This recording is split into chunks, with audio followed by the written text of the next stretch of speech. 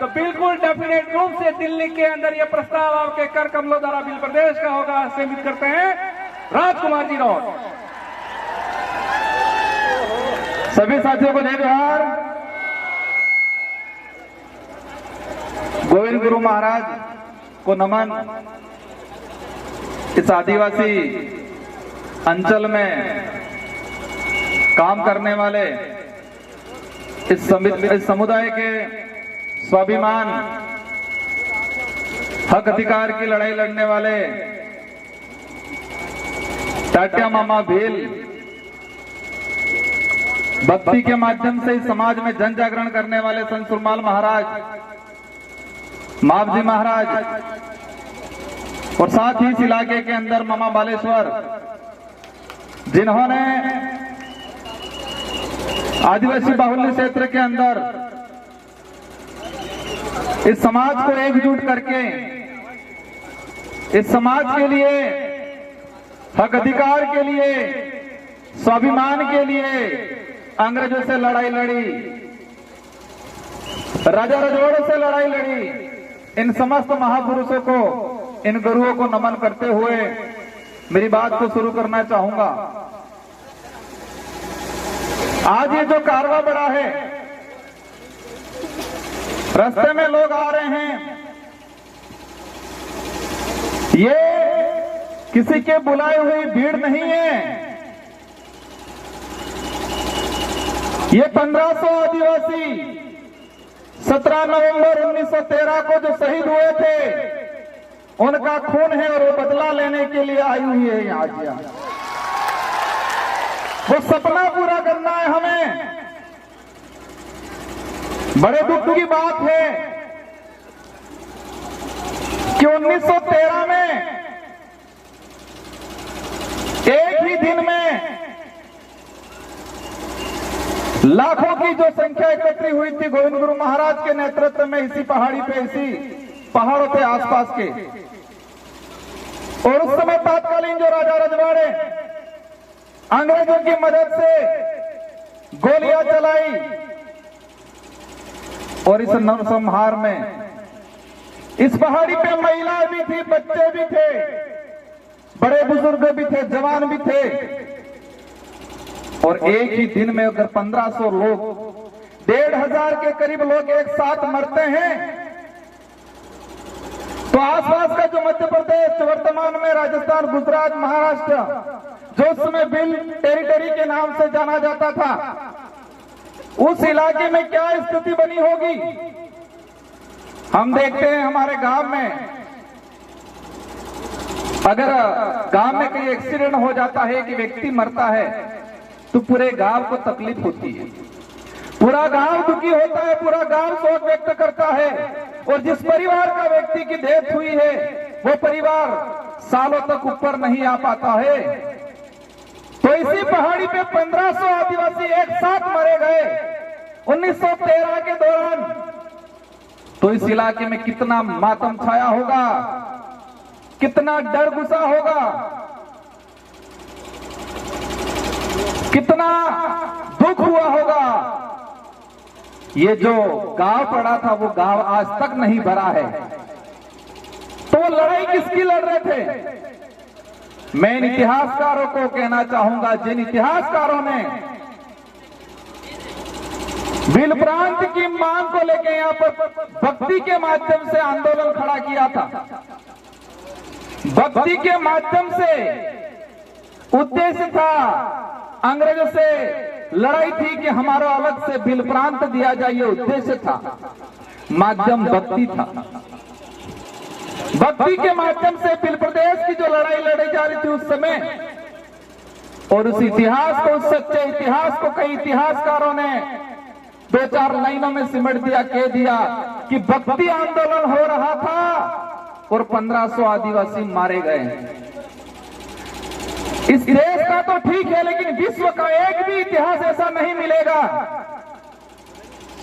एक भी घटना ऐसी नहीं मिलेगी जहां सिर्फ भक्ति की जा रही थी और गोलियां चलाई थी।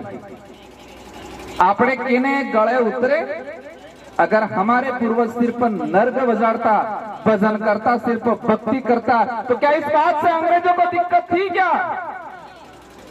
भक्ति करने से सिर पर दिक्कत नहीं थी, लेकिन भक्ति के माध्यम से समाज को जागरूक करके अलग बिलराज कायम कर रहे थे, उस बात से उन लोगों को दिक्कत थी।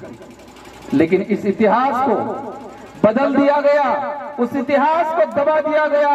मैं इस विचारधारा को धन्यवाद देना चाहूंगा, इस विचारधारा की शुरुआत में काम करने वाले लोगों को धन्यवाद देना चाहूंगा, जिसकी बदौलत दबा हुआ इतिहास वापस उजागर हुआ और आज लाखों की संख्या में इसी पहाड़ी पे ये कारवां खड़ा हुआ है।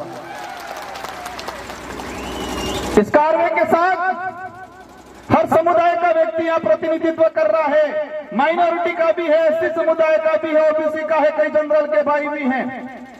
हमारे साथ वो हर व्यक्ति है जो मानवता में विश्वास करता है, जिसके अंदर छुआछूत है, भेदभाव है, जिसके अंदर शोषण की भावना है, वो व्यक्ति इस विचारधारा का हमेशा विरोध करेगा। जिस व्यक्ति के अंदर ये भावना है शोषण की, छुआछूत की, शोषण की, वो व्यक्ति हमेशा हमारा विरोध करेगा और हम भी ऐसे लोगों को विरोध करते रहेंगे हमेशा के लिए। हर उस व्यक्ति का, हर उस समाज का सम्मान करेंगे, हर उस व्यक्ति का सम्मान करेंगे जो मानवता में विश्वास रखता हो, जो छुआछूत में विश्वास नहीं रखता हो, जो शोषण में विश्वास नहीं रखता हो। इन सभी लोगों का, उन सभी समाज का हम सम्मान करेंगे। हमारे पूर्वज भी करते आए थे और हम भी करेंगे, लेकिन अब वो वक्त नहीं रहा है। शोषण होता आया है समाज में, बिल प्रदेश की मांग है, कई लोग चाहते हैं, पूछते हैं क्यों। दुख की बात यह है कि हमारे भी समाज के, इस समाज का सर्टिफिकेट लगा के अधिकारी, कर्मचारी, नेता बन जाते हैं और वो ये भूल जाते हैं कि मैं किस सर्टिफिकेट लगाने की वजह से। मैं ये उनकी योग्यता पे सवाल खड़ा नहीं करना चाहता, लेकिन आदिवासी समुदाय का वो व्यक्ति अगर कहे कि मैंने आदिवासी का सर्टिफिकेट नहीं लगाया और मैं सिर्फ मेरी योग्यता से आगे बढ़ा, ऐसा कोई माई का लाल हो तो बताओ। दुख होता है जिस समाज का सर्टिफिकेट लगा के बड़ा पेट करके बैठते हैं, बड़े अधिकारियों की पोस्ट पे बैठते हैं, लेकिन उस समाज का आदमी उनके पास जाता है तो वो हीन भावना से देखते हैं। लेकिन वो वक्त भी आ गया है कि ऐसे लोगों को भी समाज समय आने पे समाज के बीच में नहीं बैठने देगा और उनके अंतिम संस्कार में 4 लोग भी उनको कंधा देने वाले नहीं मिलेंगे। ये वक्त भी आ रहा है। आज जो समाज की स्थिति बनी हुई है, बिल प्रदेश की डिमांड इसलिए है, बिल प्रदेश नहीं बनने से हमारा आदिवासी समुदाय कुछ राजस्थान में हो गया, कुछ मध्य प्रदेश में, कुछ महाराष्ट्र में, कुछ इधर गुजरात में अंदर, और उसी की वजह से हमारा समुदाय 4 हिस्सों में, 4 राज्यों में बटा। उस वजह से हमारी संस्कृति का विनाश होने के कंगार पे चली गई, हमारा इतिहास दबा दिया गया और हमारा जो भौगोलिक क्षेत्र है, इस भौगोलिक भूखंड के अंदर जो खनिज है, उन खनिजों को निकाल के 4 राज्यों का राजकोष में जमा किया और आदिवासियों को इसका फायदा आज तक नहीं मिला। सबसे बड़ी बात यह है, देश के अंदर कुपोषण का आंकड़ा निकाल के देखें, देश में कुपोषित इलाका अगर आता है, रेड इलाका, तो यही बिल प्रदेश की टेरिटरी जो वर्तमान में 4 राज्यों में बटा हुआ है, उसी इलाके के अंदर भुखमरी है, कुपोषण है, अशिक्षा है। और उसके जिम्मेदार उस समय तत्कालीन जो लोग राज्यों का पुनर्गठन करते थे, राज्यों का निर्माण करते थे, उन लोगों ने इस समुदाय के साथ अन्याय किया गया है। कई लोग कहते हैं कि नई पार्टियां, नई विचारधारा के लोग इस मांग को कर रहे हैं। हम तो 1913 में जो गोविंद गुरु महाराज ने जो मांग रखी थी, जिनके लिए 1500 आदिवासी शहीद हुए थे, उसी मांग को हम आगे बढ़ा रहे हैं। हम कोई नया काम नहीं कर रहे हैं। और इस बात को लेके कांग्रेस के भी कई नेताओं ने ये बात रखी है और वर्तमान में टीएडी मंत्री, और देखा है मैंने राष्ट्रीय पार्टियों के अंदर टीएडी मंत्री वो बनाया जाता है जो किसी के इशारे पे चलता है, उनको पर्ची पकड़ा दी जाती है और उनसे पढ़वा दिया जाता है, ऊपर माड़ी उड़न खाली रे बिल्कुल। आना ऊपर मार जाते कि नहीं बोली। नंदलाल जी मीणा टीएडी मंत्री थे, भाजपा से ही बिलोंग करते थे। उन्होंने खुद ने कहा था बिल प्रदेश बनना चाहिए, तो बाबूलाल जी आज कौन सी खेत की मूली हो जो आज कह रहे हो नहीं बनना चाहिए। कई नेताओं ने, कांतिलाल जी भूरिया मध्य प्रदेश से, उन्होंने आपकी बात रखी थी। गुजरात के कई नेताओं ने बात रखी है, और राहुल गांधी जी खुद यहां बोल के गए हैं कि आदिवासी इस देश का मूल मालिक है। तो क्या है, बाबूलाल जी उनसे भी ऊपर चले गए, ऐसा लग रहा है मुझे। मैं कई बार कहता हूं, आज यहां पर जो आए हैं वो गरीब परिवार से आदमी आया है। इस आंदोलन में, इस कार्य में जो पहुंचा है गरीब परिवार से, जिसके पास पैसा नहीं है, दौलत नहीं है, बड़े बड़े बंगले नहीं है, गाड़ियां नहीं है, लेकिन वो यहां पर आया है क्योंकि उसका जमीर जिंदा है।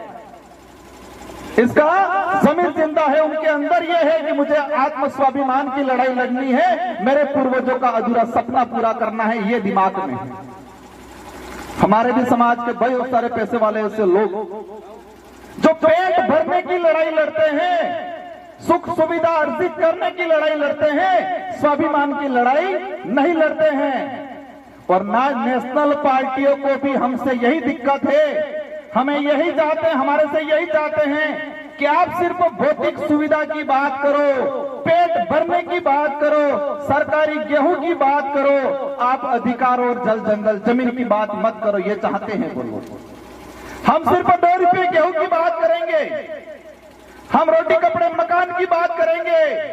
अगर यही बात करते हैं तो किसी पार्टी वालों को हमसे दिक्कत नहीं है, लेकिन हम जल जंगल जमीन की बात करते हैं उनको दिक्कत हो जाती है।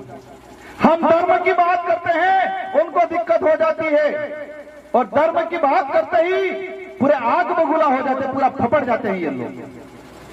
फपड़ते नहीं फपड़ते, मदन दिलावर जी फपड़ गए थे, लेकिन आज पता था मानगढ़ की धरती पे आदिवासी समुदाय एकजुट हो रहा है, और उनकी पार्टी का ऊपर से प्रेशर था, और 2 महीनों बाद उनको कहना पड़ा कि मैं खुद आदिवासी हूं, मेरे पापा दादा सीतामाता अभ्यारण्य में रहते थे, ये बोल के चले गए।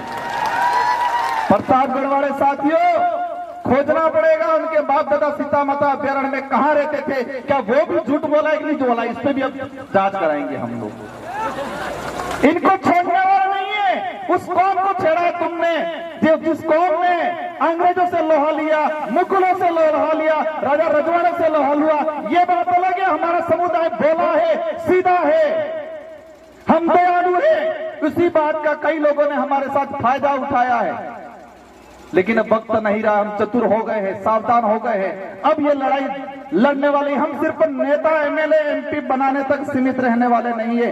जिस तरह गोविंद गुरु महाराज का भक्ति के माध्यम से बिलराज कायम करने का उद्देश्य था, इसी तरह हम भी हमारा एमएलए एमपी बनाने के माध्यम से बिलराज कायम करने का हमारा जो लक्ष्य है वो पूरा करने वाले हैं। मैं इस कमांडाल में विराजमान सारे साथियों से अनुरोध करना चाहूंगा, हम यहां पर आ गए, तालियां बजा दी, हमने 1-2 सेल्फियां ले ली, इंस्टाग्राम पे चढ़ा दिया, वहां तक सीमित नहीं रहना है। सबसे पहले हम सबको मजबूत होना है, और मजबूत दिमाग से होना है। क्योंकि कई बार हम कहते हैं आंख से अंधा है, कानों से बहरा है, इसको हम समझा सकते हैं, लेकिन दिमाग से अंधा है, उसका इलाज नहीं हो सकता है। आंख से अंधा है, कानों से अंधा बहरा है, पैर से विकलांग है, हाथ से विकलांग है, उसको हम रास्ता दिखा सकते हैं, वो बात मान लेगा। लेकिन जो दिमाग से विकलांग है, उसका इलाज नहीं है। तो हमारे आसपास भी ध्यान रखना है, दिमाग से विकलांग कौन है।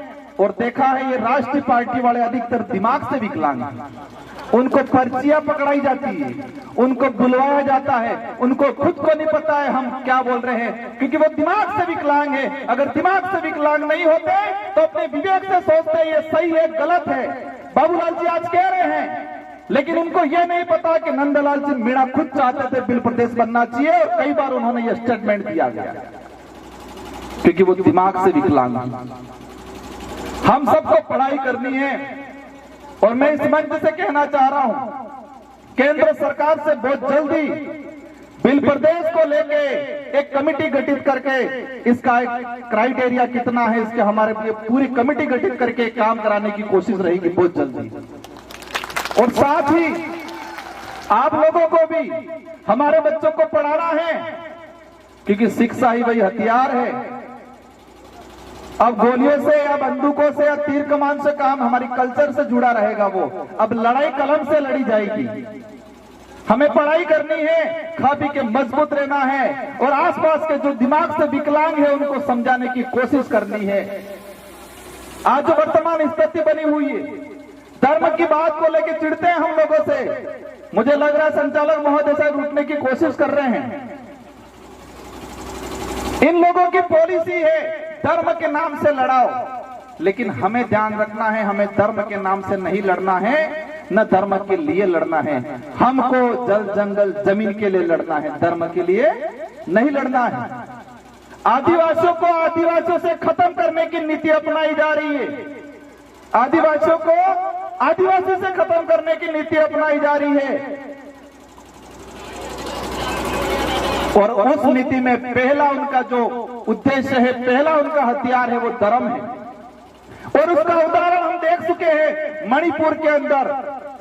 आदिवासी ने आपस में मारा काटा। वो जमीन की लड़ाई कम थी, वो धर्म की लड़ाई ज्यादा थी।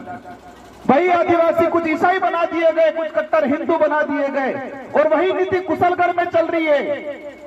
पूरे उदयपुर संभाग का अगर देखते हैं, आरएसएस की सबसे ज्यादा शाखा बांसवाड़ा और कुशलगढ़ में है। और दूसरा भी जो मामला चल रहा है वही है। हम किसी भी धर्म का विरोध नहीं कर रहे, लेकिन हमारे समुदायों को मानसिक रूप से गुलाम बनाने का अगर कोई काम कर रहा है और समुदायों को मानसिक रूप से गुलाम बना के आपस में लड़ाने का काम कर रहा है, वहां हम खड़े रहेंगे और बोलेंगे। मणिपुर के अंदर लड़ाया, वहीं बाबूलाल जी जाडोल के अंदर लड़वाएंगे। और हमने अभी ये नहीं संभाला तो आने वाले समय के अंदर हमारा समुदाय जमीन के लिए, हक अधिकार के लिए, आरक्षण के लिए, स्वाभिमान के लिए नहीं लड़ेगा, धर्म के लिए लड़ेगा। हम धर्म पूर्वी लोग हैं। हम गोविंद गुरु महाराज, संत सुरमार महाराज, मावजी महाराज को मानने वाले लोग हैं। हमें दूसरे के किराए के धर्म में रहने की जरूरत नहीं है। इसलिए हम सबको मजबूती से खड़े रहना है। और आज जो आए हैं, हम क्षमा चाहेंगे, कुछ असुविधा हुई होगी। आज मैं एक विधायक एमपी हूं, हमारे 4 विधायक हैं और हम आज से कह के जाना चाहेंगे, अगली बार बहुत शानदार व्यवस्था मिलेगी आप लोगों को। और कोशिश रहेगी और आप सबको मिलकर कोशिश करनी है कि अगली बार ये पहाड़ी तो ठीक है, लेकिन वो पहाड़ी भी डग जाए, इतना कारवा बढ़ाना है इस बार।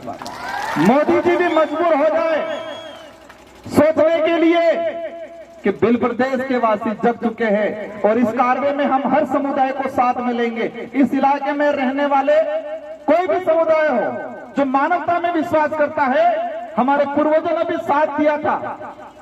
आज देश के अंदर महाराणा प्रताप को महान राजा माना जाता है। महाराणा प्रताप के पास कौन सी सेना थी? इस देश के अन्य सारे राजाओं ने अकबर की अधीनता स्वीकार कर ली, तो महाराणा